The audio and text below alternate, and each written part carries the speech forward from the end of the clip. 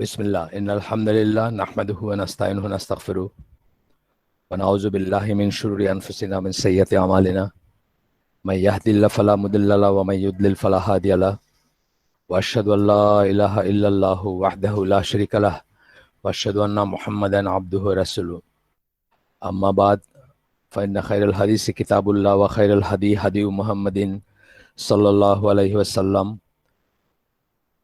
व शर्रुल उमूरि मुहदसातुहा व कुल्लु मुहदसातिन बिदअ व कुल्लु बिदअतिन दलाला व कुल्लु दलालातिन फिन्नार। আসসালামু আলাইকুম ওয়া রাহমাতুল্লাহি ওয়া বারাকাতুহু। আমরা গতদিন একটা জিনিস বলছিলাম যে আজকে আলোচনা করব। গতদিন একটা প্রসঙ্গ বলছিলাম কোরআনের রীতি বা যেভাবে কোরআন এর ভাষা প্রয়োগ করা হয়েছে, আল্লাহ যেভাবে ভাষা ইউজ করছেন সেটার ব্যাপারে আমরা একটা করছিলাম যে আমরা কিছু একটা পড়ে শোনাবো আপনাদের অন্য একটা বই থেকে। তো এটা মোহাম্মদ আসাদের মেসেজ অফ দ্য কোরআনে আমি বলছিলাম যে একটা ইউনিক এক্সপ্লেনেশন আছে যেটা আমি আর কোথাও দেখি নাই। এই কথাগুলো যেন আমি বলতেছিলাম তখন কেউ কেউ এই নাহুর প্রসঙ্গ আনছিলেন, কেউ আবার ইসলামকেও একটা লিঙ্ক দিছিলেন। আসলে আমি আইউইর কথা বলি নাই, আমি বলছি যে পার্সনিফিকেশনের কথা। পার্সনিফিকেশনটাকে যে কোরআনে অ্যাভয়েড করা হয়েছে, মানুষ যেন আল্লাহকে একজন ব্যক্তি হিসাবে চিন্তা না করে, সেই জিনিসটা উনি খুব সুন্দর করে এক্সপ্লেন করছিলেন। এবং সেই প্যাসেজটা আমি বলছিলাম যে সেই জায়গাটা একটু আলোচনা করব, পড়ে শোনাবো ইনশাল্লাহ। এরকম দুইটা জিনিস আছে আজকে, একটা হচ্ছে এই ব্যাপারটা, আর একটা হচ্ছে গত সেশনের পরে ঠিক এই আইসিডির হয়তো না, ফ্রিঞ্জেসের কেউ বা কারা সাইফুল্লাহ রাশিদিকে প্রশ্ন করছেন আকিদা এবং ঈমান নিয়ে। তো ওইটার উপরে আমরা একটু ছোট্ট কথা বলবো, অল্প একটু কথা বলবো, তারপরে আমরা আমাদের বইতে ফিরে যাব। মোহাম্মদ আসাদ এখানে বলতেছেন, the attitude of the Muslim towards the Quran perplexes as a rule the westerner who approaches it through one or another of the many existing translations. কোরআনের প্রতি মুসলিমদের যে অ্যাটিটিউড, মুসলমানদের যে কোনো সমস্যা নেই, মুসলমানরা যে একবারেই বোঝে আল্লাহ কি বলতেছেন, এটা নিয়ে কোনো প্রশ্ন আসে না। যেসব প্রশ্ন কাফেরদের মনে বা ইসেদের মনে আসে, ওয়েস্টার্নারদের মনে আসে বা ওরিয়েন্টালিস্টদের মনে আসে, বা তারা যে সমস্ত খুঁত ধরতে চায়, সেগুলো যে মুসলমানদের মনে কখনো আসে না, সেটা তাদেরকে মানে বিচলিত করে ওয়েস্টার্নারদের, যে এত কনফিডেন্ট কিভাবে হয় মুসলিমরা। তার কারণ হচ্ছে সেসব ওয়েস্টার্নাররা আসলে কোরআনকে একটা অথবা কয়েকটা এক্সিস্টিং ট্রান্সলেশনের মাধ্যমে জানে, অর্থাৎ তারা আরবিক জানে না ইউজুয়ালি, এবং তারা যে সমস্ত এক্সিস্টিং ট্রান্সলেশন আছে সেগুলোর ভিতর দিয়ে জানে। তারপরে বলতেছেন, where the believer reading the Quran in Arabic sees beauty. যখন একজন বিশ্বাসী মুসলিম আরবিতে কোরআন পড়ে তখন সে দেখে যে এটার সৌন্দর্যটা সে অনুভব করে।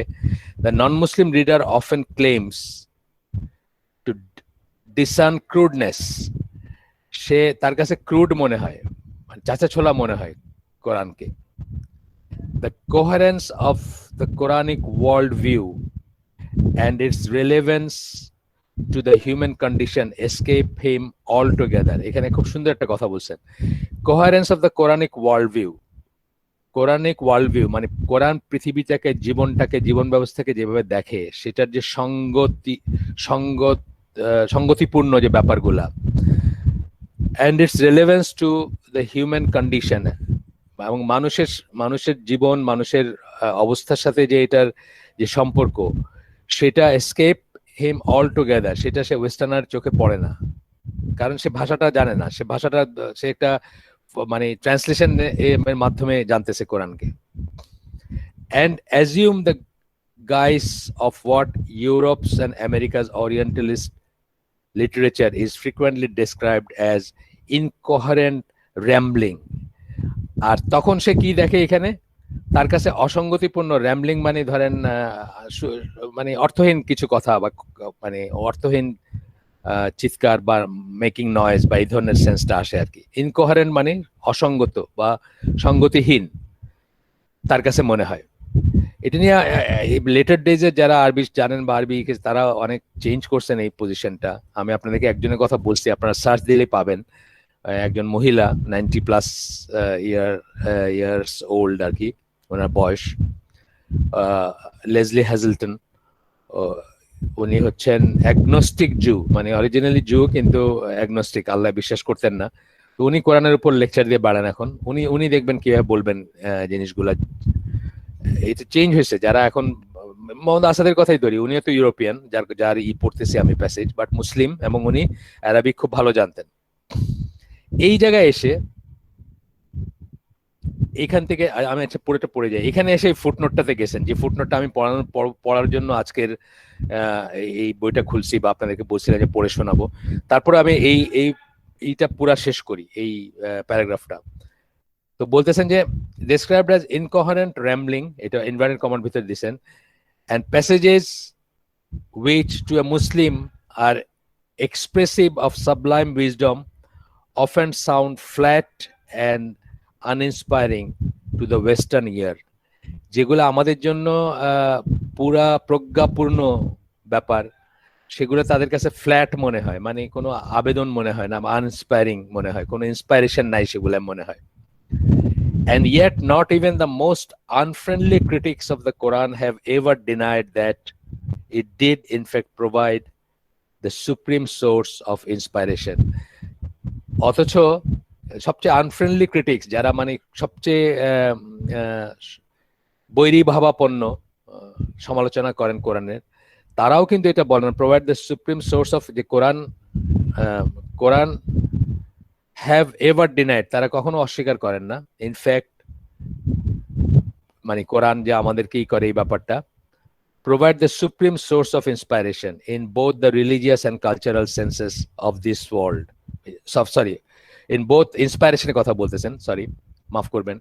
তো বলতেছেন যে provide the supreme source of inspiration, তারপরে বলতেছেন ইন্সপাইরেশন শব্দটার ইন বোথ রিলিজিয়াস সেন্সে ধরলেও এবং কালচারাল সেন্সে ধরলেও অফ দিস ওয়ার্ল্ড, ইন্সপাইরেশন শব্দটা যদি করেন সেটা কোরআন প্রোভাইড করে, এই কথা বলতেছেন। To innumerable millions of people who in their aggregate have made an outstanding contribution to man's knowledge, civilisation and social achievement. মানে লক্ষ কোটি মুসলমানদেরকে যে অনুপ্রাণিত করছে রিলিজিয়াস সেন্সে, কালচারাল সেন্সে, এটা কিন্তু কেউ অস্বীকার করেন না। সবচেয়ে বেশি সমালোচনা, মানে শত্রুভাবাপন্ন বা বৈরীভাবাপন্ন যে সমালোচক, তারাও অস্বীকার করেন না। এই আয়োজনটা যখন আমরা শুরু করছিলাম, তখন আপনার মনে আছে আমি পড়ে শোনাইছিলাম একজন কাফিরের বই থেকে, কিভাবে উনি অ্যাপ্রিসিয়েট করছেন। 2টা প্যাসেজ পড়ে শোনাইছিলাম, যে কায়রোয় সেই মানে ছুটি হয়ে গেছে, ওনার মনে হয়েছে কি আছে আজকে, কি হয়েছে, মানে হলিডে টাইপের কি ব্যাপার, যে একজন ন্যাশনাল লেভেলের কারি টেলিভিশনে ওই দিন তেলাওয়াত করবেন। সব মানুষ, ইভেন হোটেলে যারা আছে তারাও, টুরিস্ট মার্কা যারা মানে মুসলিম আর কি, তারাও হোটেলে যারা আছে তারাও ফিরে আসছে, এসে সবাই টেলিভিশনের সামনে হল রুমে বসে আছে যে ওই কারি করবেন, বিকজ ওনার কোরআনটা তাদেরকে ইন্সপায়ার করে বা ওনার তেলাওয়াতটা তাদেরকে ইন্সপায়ার করে। আরেকটা আমি বলছিলাম যে বাসের ভিতরে কেমন হইতেছে, সেই চিল্লাচিল্লির ভিতরে, মানে সিট যেটা হয় আমাদের মফস্বল, ধরেন ঢাকা থেকে কোম্পানিগঞ্জ বাস ছাড়বে আর কি। আমি একবার এই ধরনের একটা বাসে গেছিলাম, ভাসানটেক থেকে ছাড়ে, এই ঘাটাইল না, এটা কি বলে, দাঁড়ান ভুলে গেলাম, এটা হলো আপনার ওই যে কিশোরগঞ্জ পার হয়ে একটা জায়গায় যায় আর কি, ঘাটাইল না, জায়গাটার নাম আমার মনে আসতেছে না এক মুহূর্তে, চিন্তা করলে আসবে পরে, যাই হোক। তো ওই পথে আমার শ্বশুর বাড়ির জায়গা আর কি, আমি একজনের নিয়ে একটা কাজে যাব, ওইখানে পথে নেমে পড়বো আমি, ঈশ্বরগঞ্জ বা ওই জায়গাতে নেমে পড়বো, রাস্তায় পড়বে তড়াইল মনে পড়ছে, তড়াইল বলে একটা জায়গা আছে, ওইখানে যায়। ভাসানটেক থেকে ছাড়ে আপনার বিআরটিসির বাস, তখন ছাড়তো আর কি।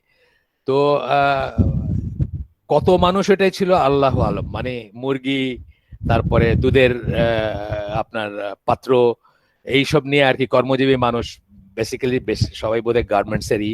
ছাদেও মানুষ, ছাদের রেট আলাদা, দাঁড়ায় থাকলে আলাদা রেট, বিআরটিসির যে লিজ দেওয়া বাসগুলা। তো ওই ধরনের সিচুয়েশন ধরেন ওই আরব ওয়ার্ল্ডে বা মিশরে বা ওইসব জায়গায় আছে।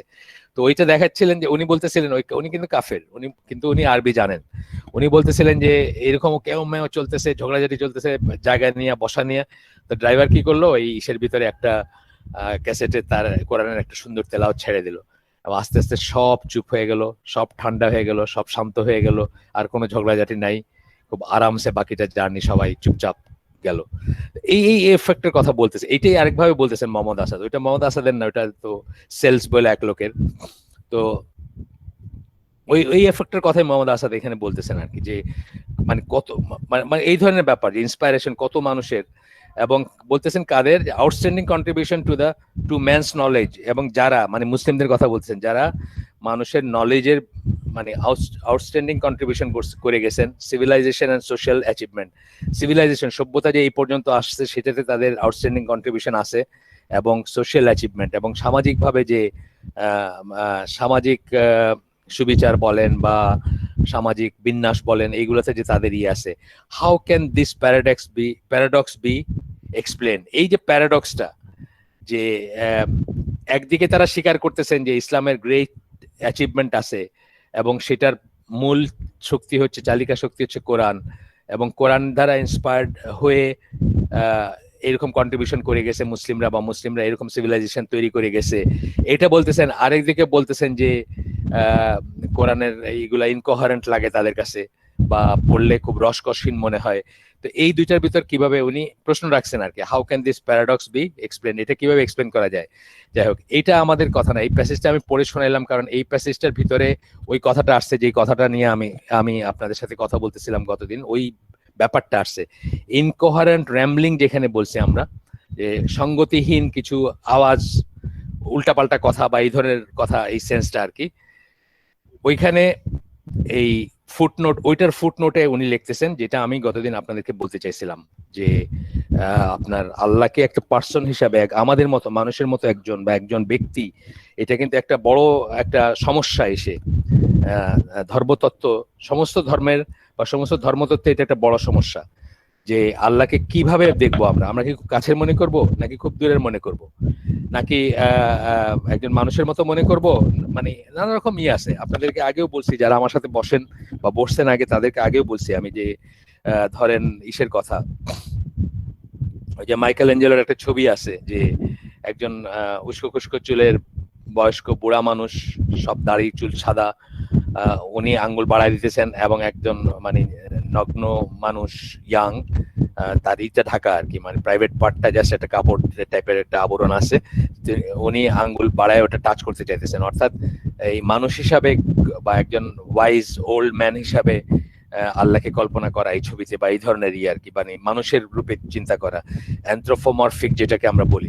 তো এই সমস্যাগুলো সকল ধর্মে আছে। দেখেন, আপনি হিন্দু ধর্মে দেখবেন যে কিভাবে ডেসক্রাইব করবে এটা আসলে বুঝে উঠতে পারে না, এক এক সময় এক এক ভাবে করতেছে। বা এটা কেউ মুসলিমদের ভিতরে আছে, মুসলিমদের ভিতরে যারা এই যে সুফি আউল বাউল সাধক যাই হোক, তারাও এই সমস্ত লাইনগুলা অহরহ ক্রস করছে, যেগুলা নিষিদ্ধ লাইন ছিল বা নিষিদ্ধ ব্যাপার ছিল, সেগুলা ক্রস করে অনেক সময় মানুষকে আল্লাহ বানাই দিছে, অনেক সময় আল্লাহকে মানুষ বানাই দিছে, বা মানুষকে ঈশ্বর বানাই দিছে, ঈশ্বরকে মানুষ বানাই দিছে, বা এরকম।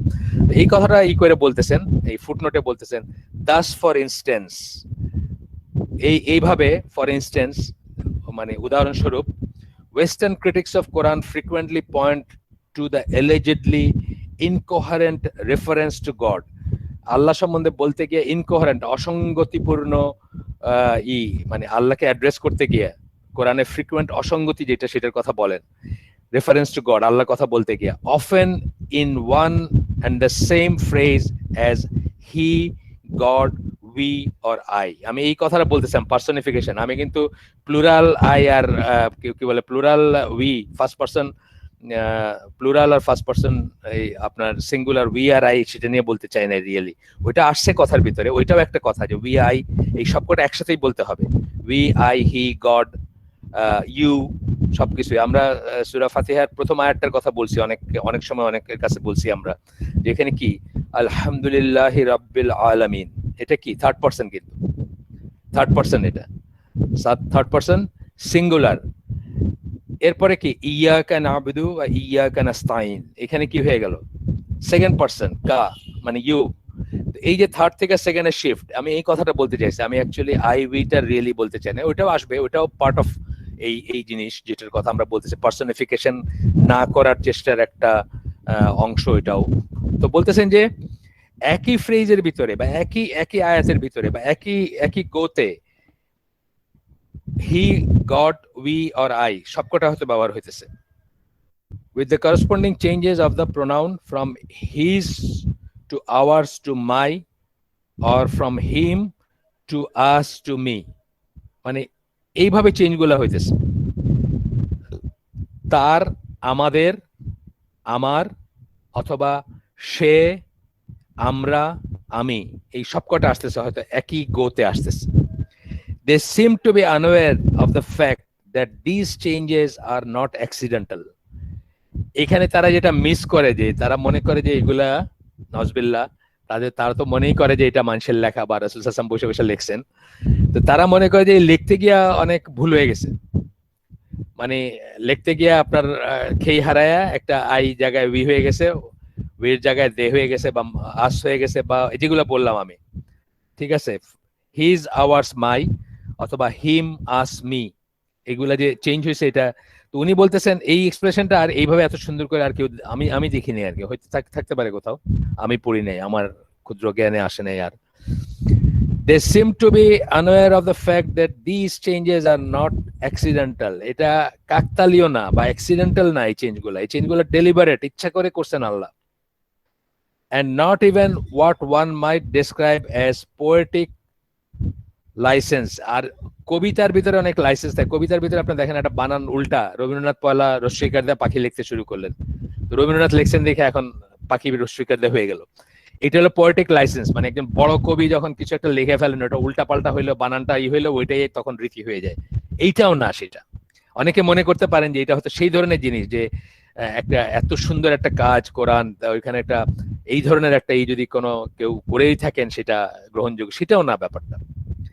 বাট আর অবভিয়াসলি ডেলিভারেট, কিন্তু অতি অবশ্যই এটা ছিল ইচ্ছাকৃত, আল্লাহ ইচ্ছা করে করছেন এবং একটা পারপাস নিয়ে করছেন এটা। A linguistic device meant to stress the idea that God is not a person. এটা এই জন্য করা হয়েছে যে আল্লাহকে আমরা যেন একজন ব্যক্তি হিসাবে চিন্তা না করি, মানুষ হিসাবে চিন্তা না করি, বা অ্যানথ্রোপোমরফিক চিন্তা যেন না আসে। মাইকেল অ্যাঞ্জেলোর যে ছবিটার কথা আমি বললাম, বা এই ধরনের আরো ব্যাপার আছে, আরো অনেক মানুষ এটা, ওরাই তো কি করে, ওরাই তো ঈসা আলাইহিস সালামকে ই বলে না, god the father, god the sun, তাকে তো একজন মানুষকে তারা ই মনে করে। এখানে আমরা বলছি যে শিরকের প্রধান দুইটা উৎসের একটা হচ্ছে হিউম্যানাইজেশন অফ দ্য ডেইটি, আরেকটা হচ্ছে ডেইফিকেশন অফ হিউম্যান।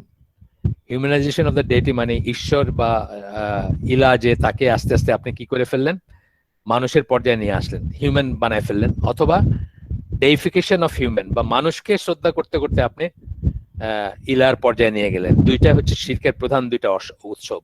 বাংলাদেশে যে দুইটাই পাবেন আপনারা, খোঁজ করলে জানতে চাইলে দুইটাই পাবেন, দুইটাই আছে অল অ্যারাউন্ড আস, নজবিল্লাহ।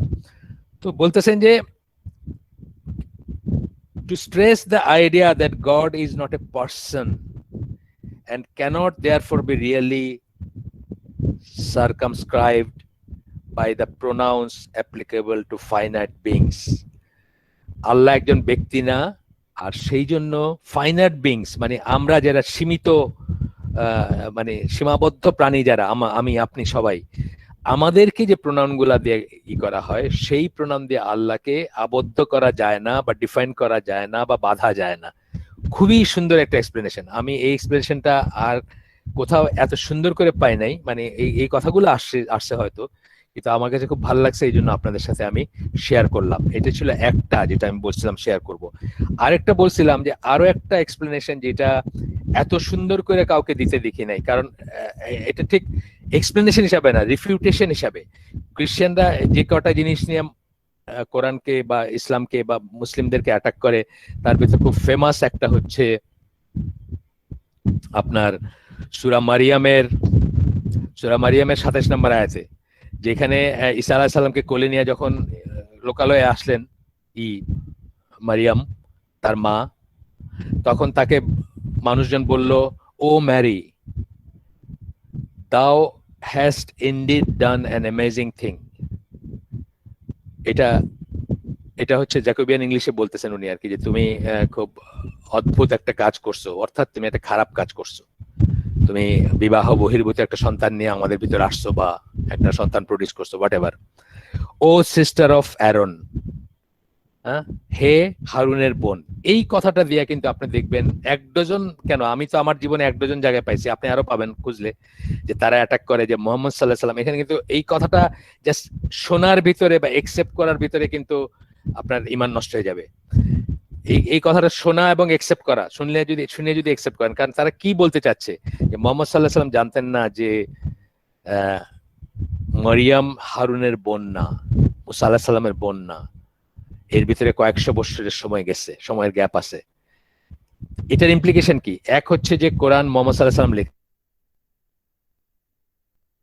যেই সোর্স থেকে আসছে তার কোনো টাইমলাইনের ছিল না, এই তো ব্যাপারটা, এইরকম জিনিসটা, এই জিনিসটা আল্লাহ রাসূল সাল্লাল্লাহু আলাইহি ওয়াসাল্লাম কিন্তু এটা অ্যাড্রেস করে গেছেন, উনি তখনকার সাহাবীদেরকে অ্যাড্রেস করেছেন। কিন্তু এখানে একজন মুসলমানের সেটা এনাফ হওয়া উচিত, কিন্তু এই ধরনের অ্যাটাক এরা যেভাবে উঠে পড়ে লাগে বা যেভাবে এই করে জিনিসটাকে, আর অন্য জিনিসের সাথেই করে, তাদের জিনিস দিয়ে তাদেরকে রিফিউট করার এই এই স্টাইলটা আমি আর কোনো তাফসিরে পাই নাই, বা এইটা পাই নাই। আল্লাহ রাসূল সাল্লাল্লাহু আলাইহি ওয়াসাল্লাম যেটা আনসার দিয়েছেন এটা ফাইনাল, ওইটুক যে কোনো বিশ্বাসের জন্য এনাফ হওয়ার কথা। কিন্তু খ্রিস্টানদের মুখ বন্ধ করার জন্য, বা খ্রিস্টানদের মুখ যে লাইনে তারা কথা বলে সেখানে বন্ধ করার জন্য, তাদের উদাহরণ দিয়ে বন্ধ করার জন্য, এটা আমার কাছে খুব সুন্দর লাগছে। এখানে যেটা বলছেন উনি, এইটাই বলছেন রাসূল সাল্লাল্লাহু আলাইহি ওয়াসাল্লাম, এটারই প্রথম অংশটা এটাই বলছেন আল্লাহ রাসূল সাল্লাল্লাহু আলাইহি ওয়াসাল্লাম, কিন্তু পরের অংশটায় বাইবেলের যে রেফারেন্সটা দিয়েছেন সেটা আল্লাহ রাসূল বলেন নাই। সেটা ইনি যেহেতু নিজে ইহুদি ছিলেন, বা ওই লিটারেচার গুলো পড়ছেন বা জানেন বা জানতেন বা খুঁজে বাইর করছেন, যাই বলেন, উনি এইটাকেও নিয়ে আসছেন, উপরন্তু নিয়ে আসছেন, যেটা একদম আজকে যে রাস্তার যে খ্রিস্টান গুলো আছে যারা নিজের ধর্ম ভালো করে জানে না, তাদেরকে একদম চুপ করে দেওয়ার জন্য এনাফ। এখানে বলতেছেন ancient Semitic usage, a person's name was often linked with that of a renowned ancestor or founder of the tribal line. এটা এই কথাটা রাসূল সাল্লাল্লাহু আলাইহি ওয়াসাল্লাম বলছেন, এই এক্স্যাক্টলি এই কথাই বলে গেছেন রাসূল সাল্লাল্লাহু আলাইহি ওয়াসাল্লাম, যে তাদের ট্র্যাডিশনে, সেমেটিক বলতে কি, এই যে জাজিরাতুল আরবের আশেপাশের যে জায়গাগুলো, প্যালেস্টাইন সহ, সিরিয়া সহ যে জায়গাগুলো আসে, সেগুলা সব মিলায় আর কি। যে বলতেছেন যে বনি ইসরায়েলের বিচরণ যেসব জায়গায় ছিল, বা আরবদের কথা বলতেছেন, সবাইকে সেমেটিক বলা হয়। যাই হোক, তো এখন বলতেছেন যে অ্যানসেস্টরদের ট্রাইবাল লাইনে, গোত্রের লাইনে অ্যানসেস্টর, পূর্বপুরুষ কারো নাম দিয়ে কাউকে ডাকাটা অত্যন্ত কমন জিনিস। যেমন রাসূল সাল্লাল্লাহু আলাইহি ওয়াসাল্লামকে অনেকে আদনানি বলে, আদনান কিন্তু ওনার বাপের নাম না, ওনার দাদার নামও না, অনেক আগের একজন পূর্বপুরুষের নাম, এবং ওইখান থেকে ওনাকে কি আদনানি বলে। আপনি দেখবেন নাসিদে, অনেক নাসিদে ইয়া আদনানি বলা হচ্ছে, মানে আদনানের বংশধর বা এটা বলা হচ্ছে।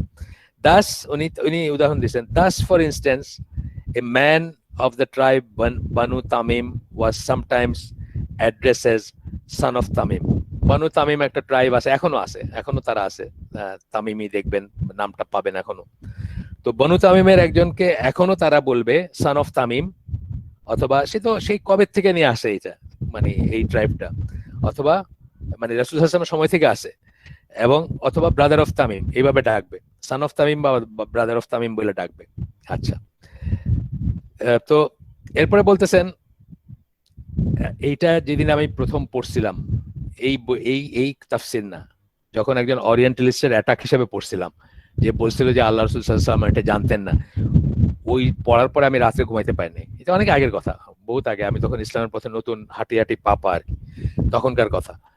আমি পরের দিন আমার শ্বশুরকে নিয়ে মৌলানা মহিউদ্দিনের কাছে গেছিলাম, মদিনা পাবলিশার্স, মদিনার অফিস, তার সাথে আলোচনা করতে, যে খ্রিস্টানরা এরকম বলে, এটার এক্সপ্লেনেশন কি বা এটারই কি। উনি একটা উত্তর দিয়েছিলেন, মানে ঠিক আছে আলহামদুলিল্লাহ, ওনার উত্তরে আমার তখন আর কোনো ছিল না, কিন্তু এত সুন্দর ভাবে বলেন নাই আর কি, এখানে যেভাবে বলা হচ্ছে। Since Mary belong to the priestly caste and hence descended from Aaron, মরিয়ম যেহেতু নবীদের বংশধর ছিলেন, তাহলে নবীদের বংশধর মানে তারা কারা? বনি ইসরাইল না সব? তার মানে তারা সব মুসা এবং হারুনের চেইনের ছিলেন তারা। দ্য ব্রাদার অফ মোসেস মানে হারুনের হারুনের চেনের বা মুসার চেনের ছিলেন, ওই বংশের ছিলেন। She was called a sister of Aaron, তাকে এই জন্য হারুনের বোন বলে ডাকা হয়েছে। ইন দ্য সেম ওয়ে, এর পরের কথাটা হচ্ছে খুব ইম্পর্টেন্ট, আপনারা নোট করে রাখেন, আপনারা যখন কোনো খ্রিস্টান বলবে তার মুখের উপর এটা বলবেন। In the same way as her cousin Elizabeth, তার ইসের নাম ছিল, মানে কাজিনের নাম ছিল Elizabeth, wife of Zakaria, Zakaria আলাইহিস সালামের ওয়াইফ ছিলেন তার cousin. is spoken in Luke 1:5, লুকের 1 হচ্ছে রোমান ইসের লেখা 1 আই আর কি, আই লেখা না, এভাবে লেখা না 1 2 3 যেভাবে রোমান, লুক 1:5 মানে 5 নম্বর আয়াত আর কি, লুক 1 এর 5 নম্বর আয়াত বা এরকম কিছু, চ্যাপ্টার 1 আয়াত 5 এরকম কিছু হবে। as one of the daughters of Aaron, চিন্তা করেন, মানে তার কাজিনকে বাইবেল বলতেছে হারুনের মেয়ে। এখানে কিন্তু তারা এটা বুঝেও নাই, অথবা বুঝলে এটার ভুলও ধরে না বা এটা চেপে যায়। ওয়ারেস কোরআনে যখন হারুনের বোন বলা হচ্ছে সেম ওয়েতে, তখন কিন্তু তারা এটাতে আপত্তি করতেছে। এটা জাস্ট রেফারেন্সের জন্য আপনারা করতে পারেন। এমনি আমি বলে দিই, মেসেজ অফ কোরআন যদি কারোর কাছে থাকে বা আপনারা অনলাইনেও পাইতে পারেন, আমি এটা কিন্তু আমরা রিকমেন্ড করি নাই, তো সেটা আগেই বলছি, তার কারণ এটাতে অন্য অনেক সমস্যা আছে। কিন্তু যেভাবে আমরা বললাম যে জামাকশারির অথবা আর রাজির তফসির থেকে বড় বড় স্কলাররা সবসময় করেন, সবসময় আপনার ওইসব থেকে মানে কিছু কিছু উদ্ধৃতি দেন, জামাকশারি থেকে, আর রাজির থেকে, বা আরো অনেক আছেন এরকম। তো সেইভাবে আমরা এটা যারা রেফারেন্সের জন্য দেখতে চান তারা দেখতে পারেন, কিন্তু অ্যাজ এ তফসির আমরা এটা রিকমেন্ড করি না। 460 পৃষ্ঠায় আছে এই পার্টিকুলার এইটা 460 পৃষ্ঠায় 22 নম্বর ফুটনোট হচ্ছে এটা। আর এর আগেরটা বোধহয় 2 নম্বর পৃষ্ঠায় ছিল, মানে একদম শুরুতেই আছে এর আগেরটা, এর আগের যে এইটা আমরা আলোচনা করছি সেটা। মোহাম্মদ আসাদের মসজিদ কোরআন থেকে আমি যা আপনাদেরকে শোনাইতে চাইছিলাম ওটা শেষ। আমরা এখন ছোট্ট আরেকটু ইসে যাব, সেটা হচ্ছে যে একজন ভাই, কোন একজন আমি জানি না কে, সাইফুল্লাহ রাশিদি আমাকে বলছেন এটা নিয়ে একটু আলোচনা করতে। উনি আপনার বলছেন যে আকীদা এবং ঈমান এর ভিতর পার্থক্য কি, অথবা দুইটা কথা আমরা বলি, দুইটা কথা। নাসিরউদ্দিন আলবানীকে জিজ্ঞেস করা হয়েছিল, আমি এটা ওনাকে দিছি, সাইফুল্লাহ রাশিদিকে দিছি এইটা মানে ক্লিপটা। ওনাকে জিজ্ঞেস করা হয়েছিল আকীদা আর ঈমানের ভিতর কোন পার্থক্য আছে কিনা। উনি একটা সেন্সে বলছেন, যেটা ঠিকই আছে, যে এটা সমার্থক শব্দ, যে কোরআন সুন্নাহয় আসছে ঈমান কথাটা আসছে, আকীদা কথাটা আসে নাই, যদিও উকদাতুন এইসব কথাগুলো আসছে, মানে আকীদার অন্য ফর্ম গুলো আসছে, আকীদার থেকে যে শব্দ থেকে আকীদা আসছে, থেকে আসছে, সেটার অন্য ফর্ম গুলো আসছে বা অন্য এইগুলো আসছে। বাট আকীদা এই যে এইভাবে যেভাবে আমরা জানি এটা কোরআন সুন্নাহর না। উনি বলছেন যে এটা লেটার স্কলারদের ঈমান বোঝাইতে তারা বলছেন, কিন্তু তারপরেও কথা রয়ে গেল যে আকীদা এবং ঈমানের একটা তফাৎ তো ডেফিনেটলি আছে। আমরা যখন কারো কথা বলি যে তার খুব শক্ত ঈমান বা সে ইমানদার, সে আকীদাদার, আমরা বা আকীদা সম্পন্ন মানুষ, এইভাবে আমরা বলি না। আমরা বলি সে ইমানদার, বা আমরা বলি সে ঈমান আনছে, আমরা বলি না যে সে আকীদা আনছে, এই কথা আমরা বলি না। তাহলে একটা ছোট্ট ডিফারেন্স আছে, যদিও একটা সেন্সের সমর্থক, যে যখন স্কলারলি ডিসকাশনে বলা হবে তখন হয়তো একটা জায়গায় একটা ব্যবহার করা যাইতে পারে। ঠিক যেমন হাদিস এবং সুন্নাহ, হাদিস এবং সুন্নাহ একটা জায়গায় একটা, এটা হাদিসে আছে কেউ বলতে পারেন, কেউ বলতে পারেন এটা সুন্নাহয় আছে, কিন্তু হাদিস এবং সুন্নাহ দুইটাকে এক্স্যাক্টলি এক কথা না, কিন্তু একটু তফাৎ হলেও আছে। তো আকীদা এবং ঈমানের ভিতরে এরকম একটা তফাৎ আছে। আকীদা বলতে ক্রিড, যে সমস্ত জিনিসে বিশ্বাস স্থাপন করতে হবে। আকীদার প্রথম অর্থ হচ্ছে মানে ডিকশনারির অর্থ হচ্ছে বদ্ধমূল ধারণা, আর ইসলামী পরিভাষায় যদি বলি আমরা, ইসলামী বদ্ধমূল ধারণা, অর্থাৎ ইসলামে যে 6টা জিনিসকে উপর ঈমান আনতে হয়, যে 6টা স্তম্ভ ঈমানের, সেই 6টা স্তম্ভের সম্বন্ধে যা কিছু বিশ্বাস করতে হবে সেটাকে, সেই বিলিফ সিস্টেমটাকে বা সেই সেট অফ বিলিফসকে আমরা কি বলি, আকীদা বলি, ক্রিড বা বিশ্বাস যেটা করতে হবে।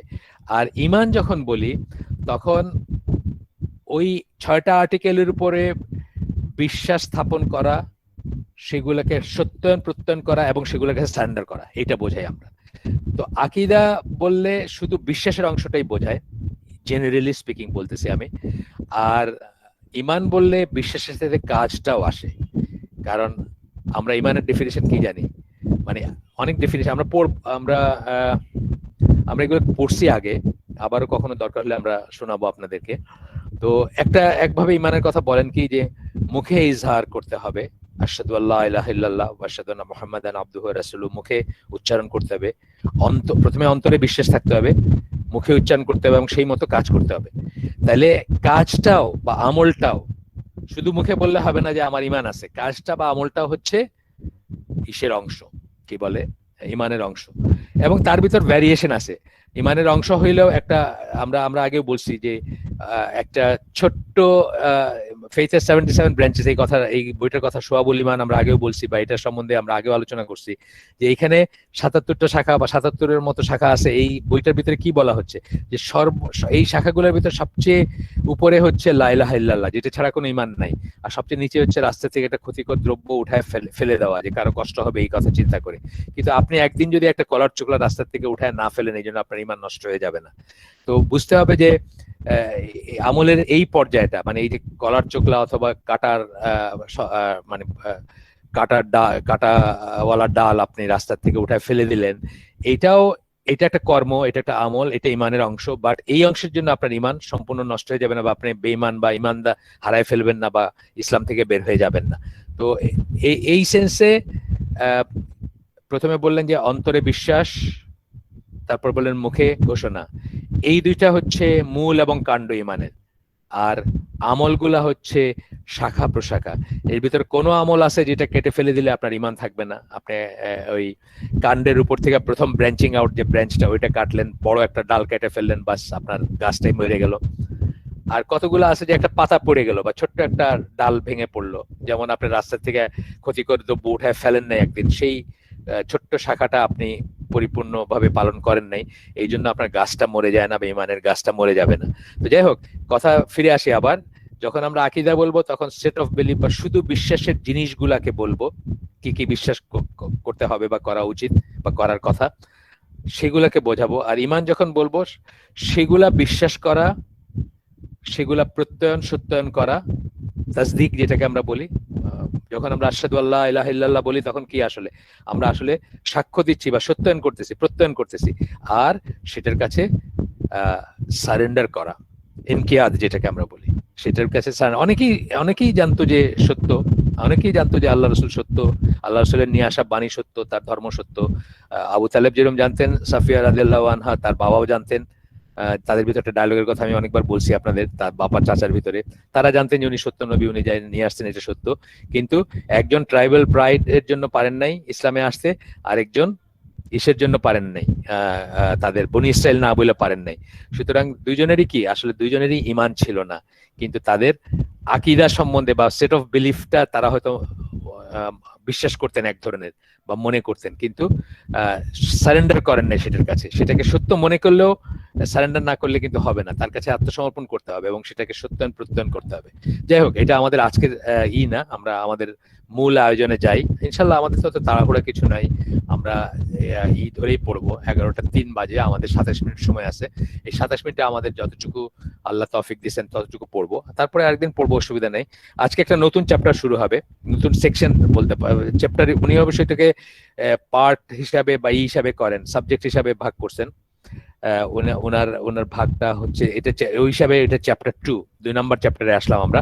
প্রথম চ্যাপ্টারটা শেষ করছি, প্রথম চ্যাপ্টারটা শাখা প্রশাখা অনেক ছিল, সেগুলো শেষ করছি। আমাদের পৃষ্ঠা গেছে, প্রথম চ্যাপ্টার শেষ করতে 126 পৃষ্ঠা গেছে। আর এখন আমরা দ্বিতীয় চ্যাপ্টারটা পড়বো ইনশাআল্লাহ আজকে। প্রথম চ্যাপ্টারটার নাম দিছিলেন উনি, চ্যাপ্টার বলতেছি, সেই চ্যাপ্টারের নাম দিছিলেন the magnificence of its meaning, aims and powerful influence. কিসের? কোরআনের। তারপরে চ্যাপ্টার ইসের ভিতরে পার্ট ছিল, পার্ট 1 ছিল magnificence of Quran's meanings, part 2 ছিল magnificence of Quran stone and aims, part 3 ছিল powerful influence of the noble Quran. এগুলো আমরা শেষ করছি, আরো শাখা প্রশাখা ছিল। যাই হোক, আজকে চ্যাপ্টার 2 পড়বো। চ্যাপ্টার 2 তে হচ্ছে কোরআনের যে এইম, উদ্দেশ্য, লক্ষ্য, কি করতে চায় কোরআন, মাকাসিদ, এইমস, লেজিসলেশনস, আইন কানুন, নিয়ম, ল, এগুলা, এন্ড স্টোরিজ, যে গল্পগুলা কোরআন বলছে বা যে কাহিনীগুলা বলছে, গল্প, কিসসা, কাসাসুন কোরআনের কথা, যে কিসসাগুলা কোরআনে আছে, সেই সবের যে বিরাটত্ব, সেই সবের যে চমৎকারিত্ব, সেই সবের যে উচ্চ মর্যাদা, সেটা নিয়ে কথা বলবেন। এবং এই চ্যাপ্টারটাকে 3টা ভাগে ভাগ করছেন। প্রথম পার্ট 1, এই চ্যাপ্টারের ভিতরে আবার 3টা ভাগ আছে। পার্ট 1 হচ্ছে ম্যাগনিফিসেন্স অফ দ্য কোরআনস এইমস, কোরআনের লক্ষ্য বা উদ্দেশ্যগুলার যে চমৎকারিত্ব, যে বিরাটত্ব, যেই সেটা ম্যাগনিফিসেন্স অফ কোরআনস এইম প্রথমটা। দ্বিতীয়টা হচ্ছে ম্যাগনিফিসেন্স অফ কোরআনস লেজিসলেশনস, কোরআন যে বিধি নিয়ম নিষেধ বিধি কানুন যা দিছে সেগুলার চমৎকারিত্ব, সেগুলার মর্যাদা, সেগুলা যে ইউনিক, সেগুলা যে অত্যন্ত উচ্চ মর্যাদার বা কি বলবো মানে ডিভাইন, যেই অবভিয়াসলি ডিভাইন, আমাদের সৃষ্টিকর্তা আমাদেরকে যেটা দিবেন সেটা তো একদম খুব অবভিয়াস কথা, যে সেটা যে মেকার যেটা দিবেন আপনার জন্য, যে নিয়মটা আমি সবসময় বলি না যে আপনার খুব ডেইলি লাইফে আপনার ছোট ছোট জিনিস, একটা আপনার মাইক্রোওয়েভ ওভেন আপনি কিনছেন, তার সাথে একটা ইনস্ট্রাকশন ম্যানুয়াল আছে, এটা ম্যানুফ্যাকচারার যেটা দিবে সেই সবচেয়ে ভালো জানে এই জিনিসটা সে কিভাবে বানাইছে। সিমিলারলি আমাদের ম্যানুফ্যাকচারার যিনি, আমাদের সৃষ্টিকর্তা যিনি, উনি সবচেয়ে ভালো জানেন কোনটা আমাদের জন্য ভালো, কোনটা আমাদের জন্য খারাপ, কোনটাতে আমরা নষ্ট হয়ে যাব, কোনটাতে আমরা ধ্বংস হয়ে যাব, কোনটাতে আমরা মৃত্যু পর্যন্ত সুন্দর থাকবো বা সার্ভিস দিয়ে যাব বা যা করণীয় সেটা করে যাব ইত্যাদি। তো সেটারই, এবং 3 নম্বর পার্টে এই করবেন যে কোরআনে যে স্টোরিগুলো আছে, যে কাহিনীগুলো আছে, এই কাহিনীগুলাকে কিন্তু অনেকেই আপনার অনেকেই খাটো করে দেখেন, মনে করেন এগুলোর এখন আর কি দরকার, কবে ইউসুফ আলাইহিস সালাম কি করছেন, মুসা আলাইহিস সালাম কবে কোন তার ইসের থেকে মাছ পানিতে পালায় গেছে এবং ওই জায়গাতে মনে করার কথা ছিল, মানে এই ধরনের মানে গল্পগুলাকে অনেকে রূপকথা মার্কা মনে করেন, কিন্তু আসলে তো তা না। এখনো এবং কিয়ামত পর্যন্ত এগুলার ইমপ্লিকেশন থাকবে এবং এগুলার থেকে শিক্ষারই থাকবে। এই মডার্ন ডেতে আইসা ধরেন আপনার, আমি একটা উদাহরণ দিচ্ছি, কারে জানি কবে, এই মডার্ন ডেতে আইসা যখন জিজ্ঞেস করা হয় যে আচ্ছা আমরা কি এখানে চাকরি করতে পারবো, তখন এই দিক নির্দেশনটা কোত্থেকে নেন? সূরা ইউসুফ থেকে নেন। কিন্তু যে একজন কাফেরের আন্ডারে আপনি চাকরি করতে পারেন যতক্ষণ তার কুফরিতে আপনি অংশ নেন না, তার কুফরিতে আপনি অংশ নেন না। ফর এক্সাম্পল, একজন কাফের বা একটা মুশরিকের গভর্নমেন্টে বা আন্ডারে আপনি চাকরি করতেছেন, প্রোভাইডেড আপনি তার মূর্তি সংরক্ষণের ডিপার্টমেন্টে নাই, ওই ধরেন ইন্ডিয়ায় আপনি একটা সরকারি কাজ করেন, আপনার কাজটা হলো মূর্তির রক্ষণাবেক্ষণ না, আপনার কাজ হলো জাস্ট ফর এক্সাম্পল ধরেন কৃষিকাজে সহায়তা দেওয়া, কৃষিকাজে কি করে ভালো ফলন হবে, এইটা হচ্ছে আপনার নেচার অফ ডিউটি। এখানে আপনার কোনো সমস্যা নেই। তো যেটা বলতেছি যে এই যে ইউসুফ আলাইহিস সালাম যে একজন কাফের বা মুশরিকের মিনিস্টার হিসেবে কাজ করছিলেন, এখান থেকে কিন্তু এই দলিলগুলো আসে। সুতরাং এই যে 1450 বছর পরেও এটার ইমপ্লিকেশন আছে, এইভাবেই সমস্ত স্টোরিগুলা থাকবে এবং এগুলা আমাদের জন্য ইম্পর্টেন্ট। এগুলা আজকে আছে দেখে কালকে মানে ইম্পর্টেন্ট না এমন কোনো ব্যাপার না, বা এগুলার অ্যাপিল শেষ হয়ে গেছে, এগুলোর কাজ শেষ হয়ে গেছে। এবং এই যে জন্য আপনাদেরকে message of the Quran wholesale পড়তে না করলাম, এই এনার একটা ডেভিয়েন্ট মত আছে যে এগুলা আল্লাহ তাআলা প্রচলিত কিছু গল্প বলছেন, এগুলো সত্য হইতে হবে গল্পগুলো এমন কোনো কথা নাই, বা সত্য ঘটনা হইতে হবে এমন কোনো কথা নাই। নজবিল্লাহ, এটা যদি আপনি মনে করেন টেকনিক্যালি আপনার ঈমান নষ্ট হয়ে যাওয়ার কথা আর কি। তো উনি এই ধরনের একটা হিন্টস দিয়েছেন আর কি, যে এগুলো যে সবই সত্যি হইতে হবে বা এগুলো যে আক্ষরিক ভাবে নিতে হবে এমন কোনো কথা নেই, এরকম একটা কথা ওনার ইসে তাফসীরে আছে। যাই হোক, আমরা সাবধান করতেছি কেন, যে এটা কেউ যদি কখনো পান, ইউআইসিডি তে এক কপি আছে, দেওয়া আছে, ওখানে দেখতে পারেন, কনসাল্ট করতে পারেন, প্রোভাইডেড আপনি এই জিনিসগুলো জেনে নিবেন, মনে থাকবে যে এই জিনিসগুলোর ব্যাপারে সাবধান হইতে হবে ওনার তাফসীর পড়তে গেলে। আচ্ছা, গেল আমরা এই চ্যাপ্টারের পার্ট 1 ম্যাগনিফিসেন্স অফ দ্য কোরআনস এইমস, এটার ভিতরে আমরা আবার বললাম যে এটার ভিতরে আবার সাবসেকশন আছে, সেকশন 1, সেকশন 2, সেকশন 3, 4, 5, 5টা আছে। আমরা ইনশাআল্লাহ পর্যায়ক্রমিক ভাবে সব পড়বো। প্রথম সেকশনটা হচ্ছে correcting people's beliefs and outlook on life. কোরআনের এইমের বিরাটত্ব, চমৎকারিত্ব, মহত্ব বলতে গিয়ে বললেন প্রথমটা হচ্ছে কি করবে, এইমটা কি, উদ্দেশ্য কি, মাকাসিদ কি, মানে এইমগুলা কি। তার ভিতরে প্রথমটা বলতেছেন মানুষের বিশ্বাস এবং আউটলুক অন লাইফ। এই আউটলুক অন লাইফটার বাংলা কোনো ভালো শব্দ পাই নাই, আমি আগেই বলছি আপনাদেরকে। জীবন দর্শন, এই দর্শন কথাটা আমি ইউজ করতে চাই না, আমার কাছে খুব খারাপ লাগে দর্শন কথাটা। দর্শন বলতেই তো ফিলোসফি কথাটা ইসলামে অলমোস্ট একটা নো আর কি বলতে পারেন, এই জন্য আমি এটা ইউজ করতে চাই না। উনিও ইউজ করেন না, উনি আউটলুক অন লাইফ বলছেন, জীবন দর্শন বলেন নাই। কিন্তু আমরা ওয়ার্ল্ড ভিউ কথাটা ইউজ করব, এখানে একটা ধার করা কথা, আর ভালো কোনো না পেয়ে আর কি বলবো এটা। তো ওয়ার্ল্ড ভিউতে আসলে এইটা আসে, এবং আপনাদেরকে বলছি আমি যে এই ওয়ার্ল্ড ভিউটার আমি পেছনে ফিরে গেলে প্রথম সাকসেসফুল ব্যবহার দেখছি জার্মান ভাষায় ওই হিটলারের জীবনীতে। এত বড় শব্দ, মানে হয়তো 20টা অক্ষর আছে সেটাতে, আমি উচ্চারণ করতে পারবো না জার্মান উচ্চারণটা, যদি কেউ জার্মান জানেন এখানে তাহলে বলতে পারবেন। কিন্তু ওইখানেই সবচেয়ে সাকসেসফুলি আমি দেখছি যে এই এই এই কনসেপ্টটাকে ইউজ করতে, এমনকি ইংলিশ লিটারেচারেও খুব বেশি একটা দেখি নাই। হ্যাঁ, মোহাম্মদ আসাদ কিছুটা করছেন, যেহেতু উনি জার্মান ছিলেন, হয়তো ওনার কাছে জিনিসটা লাগছে, উনি করছেন। একটু আগে আমি কিন্তু এই ধরনের কথা উচ্চারণ করছি, ওয়ার্ল্ড ভিউ কথাটা উচ্চারণ করছি, বা ওয়ার্ল্ড ভিউর কাছাকাছি জিনিস উচ্চারণ করছি। এখানে একটা সেকেন্ড, আমি একটু এটা অফ করে দিই। হ্যাঁ, ঠিক আছে, ওই চ্যাটটা আসতেছিল, আমি অফ করে দিলাম। একটু ডিস্টার্ব হয়, মানে ডিস্টার্ব ফিল করি যে মানে একটা পর একটা উঠে, তো এটা বন্ধ করে দিলে হয়, মাইনাস করে দিলে হয়, আমি আর দেখবো না এটা। আচ্ছা, এখানে বলতেছেন every book has one or more aims. প্রত্যেকটা বইয়ের একটা বা একাধিক লক্ষ্য থাকে, এটা আপনারা জানেন। আমি যে 2-4টা বই লিখছি, নিশ্চয়ই একটা কিছু মনে করে লিখছি।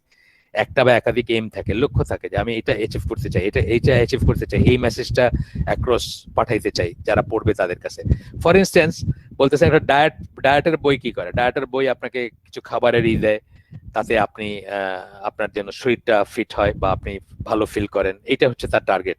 আলটিমেটলি কি আপনি এটা থেকে একটা ফল লাভ করবেন, এরকম। তো এরকম কোরআনেরও নানা রকম লক্ষ্য আছে বা উদ্দেশ্য আছে, একাধিক আছে, একটা না, একাধিক আছে।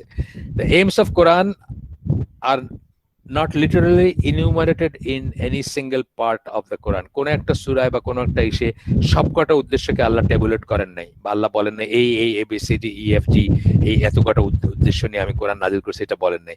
But they are clearly discussed in several of its chapters. কিন্তু অনেক কটা সূরাতে এটা একদম পরিষ্কার ভাবে আল্লাহ বলছেন, এক একখানে এক একটা বলছেন, কোথাও হয়তো 5টা বলছেন, কোথাও হয়তো একটা বলছেন, বা এরকম ভাবে বলছেন। যদি আমরা সিম্পলি বলি, the aims of the Quran are the things it intends to achieve, realize or bring about. কিন্তু আসলে কোরআন কি উদ্দেশ্যে লেখা, মানে লিপিবদ্ধ করা হয়েছে, বা আল্লাহ আমাদেরকে বলছেন, বা আল্লাহ আমাদের কাছে পাঠাইছেন কি? তো এখানে যে জিনিসগুলো কোরআন অ্যাচিভ করতে চায়, যে জিনিসগুলো কোরআন রিয়েলাইজ করাইতে চায় আমাদেরকে, অথবা অ্যাকচুয়ালাইজ করতে চায়, বাস্তবে পরিণত করতে চায় এবং সংগঠিত করতে চায়, সেগুলোই তো তার এইম। হ্যাঁ, এগুলো অনেক বড় একটা লিস্ট হবে, বাট আমরা জাস্ট সিম্পলি এই কথাটা বললেন উনি। তারপরে বলতেছেন যে আমরা কিভাবে জানবো সেটা? The answer to this question is simple. কিভাবে জানবো তাহলে এইমগুলা কি?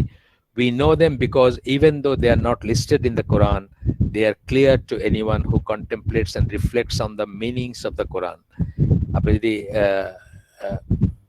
মিনিং এর উপর কন্টেমপ্লেট করেন, ধরেন ফর এক্সাম্পল যালিকাল কিতাবু লা রাইবা ফি হুদাল লিল মুত্তাকিন, মুত্তাকিদের দিক নির্দেশনা দিবে, সেইটা একটা লক্ষ্য, তাই না? হুদাল লিল মুত্তাকি মানে মুত্তাকিনদের জন্য, মুত্তাকি যারা তাদের জন্য দিক নির্দেশনা, পথ নির্দেশনা, তাহলে এটা একটা উদ্দেশ্য। মুত্তাকি যারা আল্লাহকে ভয় করবে তাদেরকে দিক নির্দেশনা। আমি জাস্ট র্যান্ডম তুললাম আর কি, এগুলো আপনি একটার পর একটা পাবেন। আচ্ছা, তো বলতেছেন যে পরে আসবে, সব আসবে ইনশাল্লাহ। তো তারপরে বলতেছেন যে কন্টেমপ্লেট করলে আপনি নিজেই বুঝবেন, হ্যাঁ, নিজেই বুঝবেন যে এই যে মানুষের ভিতর থেকে তোমাদের শ্রেষ্ঠ উম্মত হিসাবে তোমাদের করা হয়েছে, তোমরা যেন তোমরা সৎ কাজে আদেশ, তোমরা সৎ কাজে আদেশ দাও, মন্দ কাজে নিষেধ করো। তাহলে কোরআন কি চায় আপনার কাছে?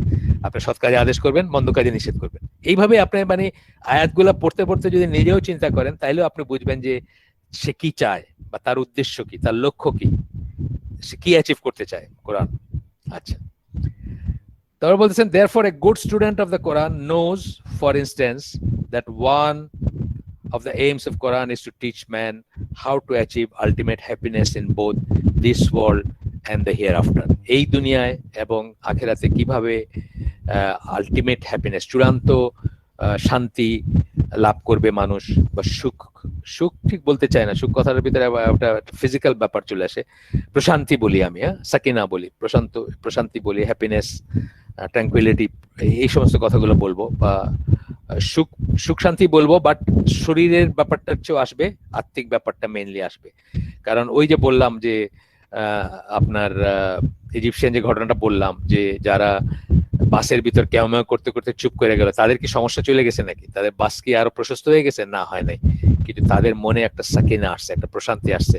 তারা রিয়েলাইজ করছে যে অন্যের সাথে শেয়ার করে, স্পেস ভাগ করে নেওয়াটা বা একটা জার্নিতে অন্যের প্রতি, মানে এটা তো ওইভাবে তো একদম ডিফাইন্ড ওয়েতে রিয়েলাইজ করে না, বাট এটা আমি বোঝাতে চাচ্ছি যে প্রশান্তি কারে বলে, যে অন্যের সাথে সুখ দুঃখ ভাগাভাগি করে একটা সমাজের ভিতর যদি আমরা বসবাস করি, অথবা একটা বাসের ভিতরে যদি আমরা জার্নি করি, তাহলে আমরা যে স্বাচ্ছন্দ্য বোধ করব, শান্তি বোধ করব, আপনার প্রশান্তি বোধ করব, সেটা যদি একলা একটা বাস রিজার্ভ করে আমি খুব দাম্ভিকের মতো পায়ের উপরে পা তুলে যাই, সেটার ভিতর থাকবে না আর কি।